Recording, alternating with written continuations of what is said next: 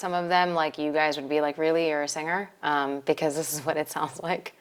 Like, we are the good ones. Legitimately not joking. However, you put this together and it goes, we are the good ones.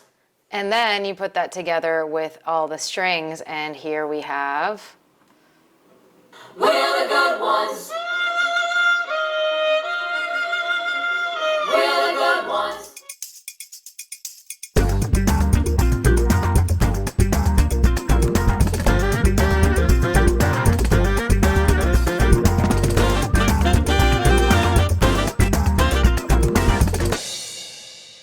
I make music for movies, so I usually do a lot of the score, but my world actually started with singing and songwriting, so I also do songwriting for film. So that could be anywhere from a film producer wanting to sync one of my songs that already exists to actually creating a brand new song for the film. And that is usually my day-to-day. That's my bread and butter. That's what I do now. But over the last couple of years, I've also gotten into film production. So we have a film production company that we're growing. And we have worked on scripted, unscripted. We do a lot of in-house stuff.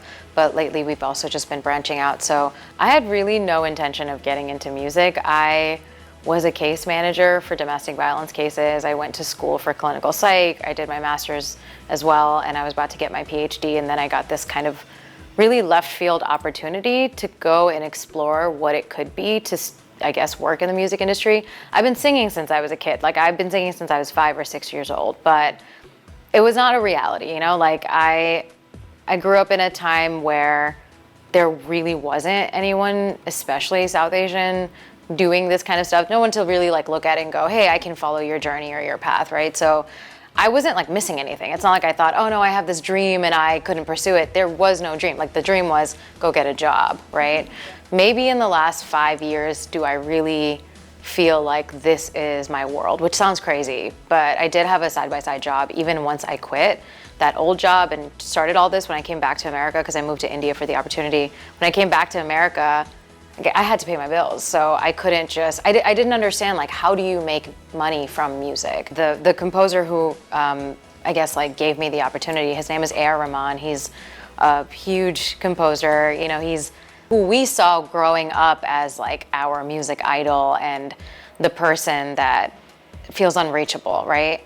I didn't think that was gonna lead to, like, a life-changing opportunity, and even the life-changing opportunity was very much just a trial. Crazy enough, I think the night after I met Ar Rahman, my dad had this like pretty wild accident, and so I had to tell him, like, I can't really take you up on the offer. So 2-3 months went by. We had like a major family crisis.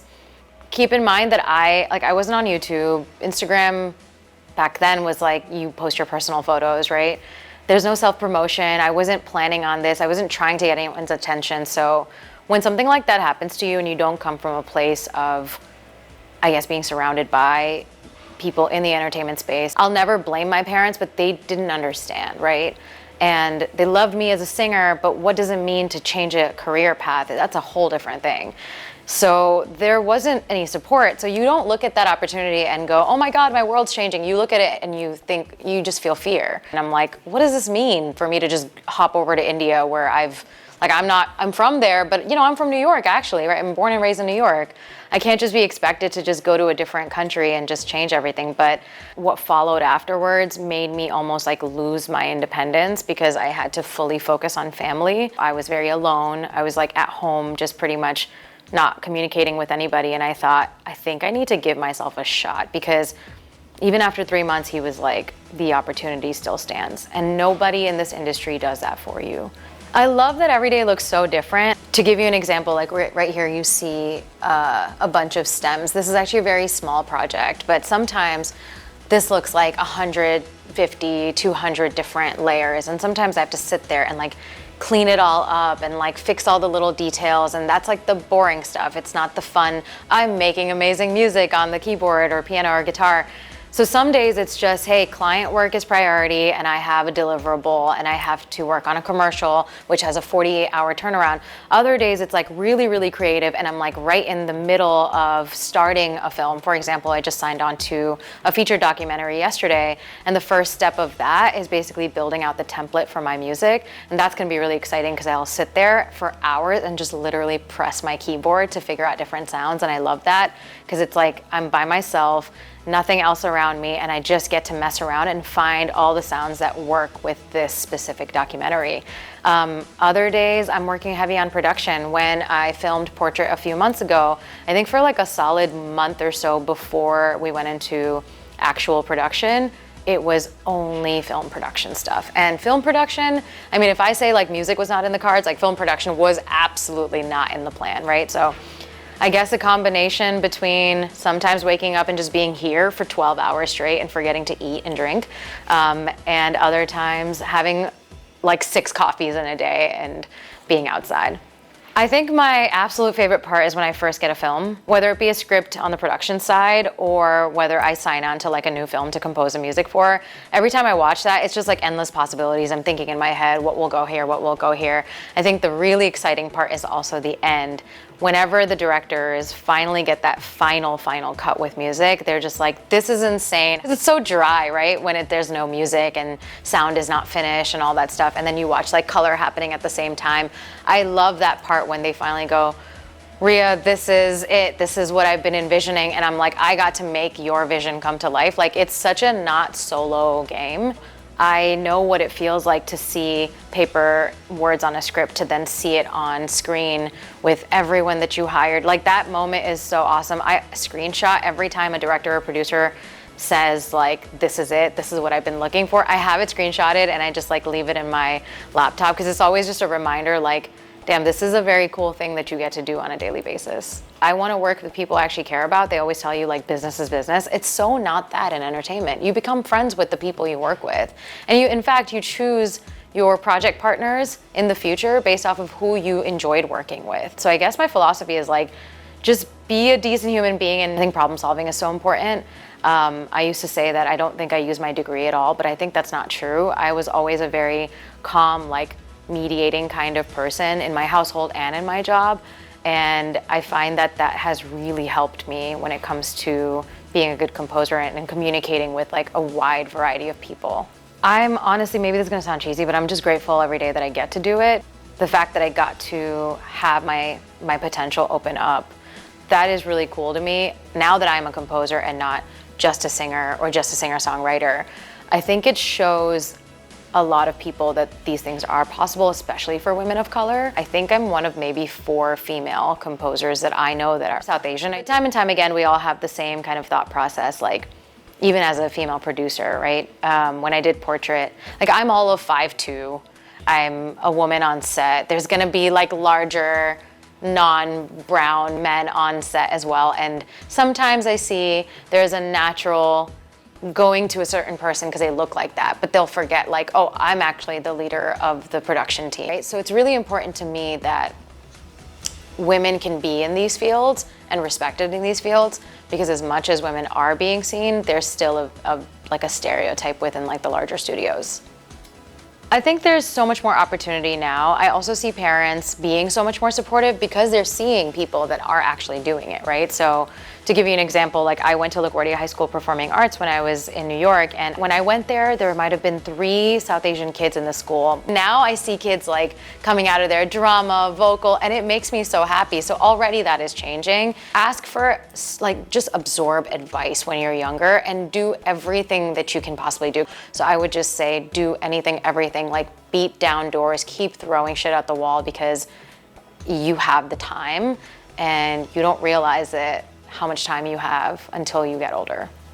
If I can be just doing film and music at all times, the dream is to be able to greenlight projects. We put in our own money, crowdfund, and figure out ways to just get these cool ideas done. I want to have the ability and the power to say like, hey, you're a really young, talented filmmaker or musician, like I could mentor you, or I could fund your script, or I could make this happen. I know that's such a big deal for people. It means the world when someone goes, I believe in your shit and I'm gonna put money towards it. For me, as far as my composer world goes, I think I really, like, I'm gonna put this out there, I wanna work with A24 very badly. I think their stuff is just, it's really, really cool, fresh. Obviously they've become a lot more commercial now, which is great for them that they're getting to that point. But if I could score an A24 film, like I think I can die in peace. My dream is to be able to hire like who I want. People hire their friends, right? So, you know, I see you guys and I'm like, okay, this is really dope that you guys are brown women in this space. Like I would immediately be like, yes, I want them in my team. I think that's a way of having power. So I'd love to do that. I think like portrait is one of the biggest ones that we've done so far. Simultaneously, we are working on our first documentary feature, and I can't like say names and stuff right now, but it's something we've been working on for almost 3 years. I'm actually going to film the last bit of it in India this summer. Mild Mannered Timid is our production company that started off with me and my husband basically taking a old Canon T2i and going filming my dad. He was on the corporate side, but he is also a very, very creative person. He's a musician, a director. And we had this really cool idea, so we went and filmed my dad, and I just posted it on Instagram. And the number of people who were like, holy crap, I really, really relate to this concept. It's called Courageous, spelled Curry-ageous. And it was us filming my dad making chicken do piazza, which is like an Indian dish pretty much found in households and not restaurants. And I just wanted to capture these recipes because we lose it. And our parents just like throw shit in a pot and don't tell us what it is. And they just like brush you off when you ask to learn about it. And so this turned into the stories of the gatekeepers of these beautiful recipes in our immigrant communities. And the gatekeepers are not like the chefs or the people who have Michelin stars. It's our parents and our uncles and aunts and grandparents. And they're gonna go one day and we don't have any of this written down. So I wanted to just catalog it and capture it. I think at that time I realized I have a vision and I have a taste.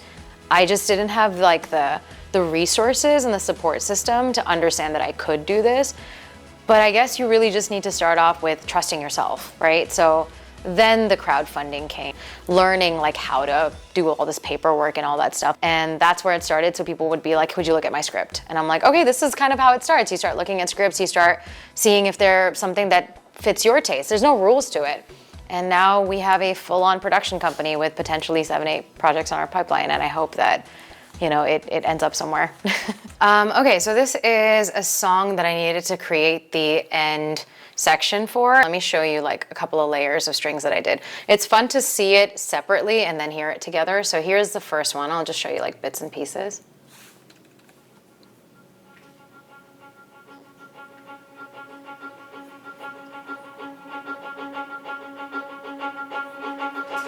So you get the idea for that. Then you add this to it.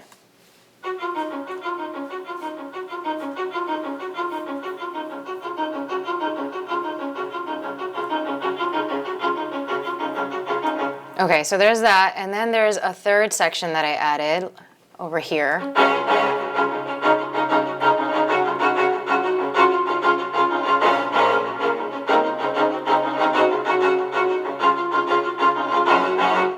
So when you put all of that together, let me just kind of do one more and I'll show you what the track fully sounds like. We're the good ones. We're the good ones. We're the good ones. We are the good ones.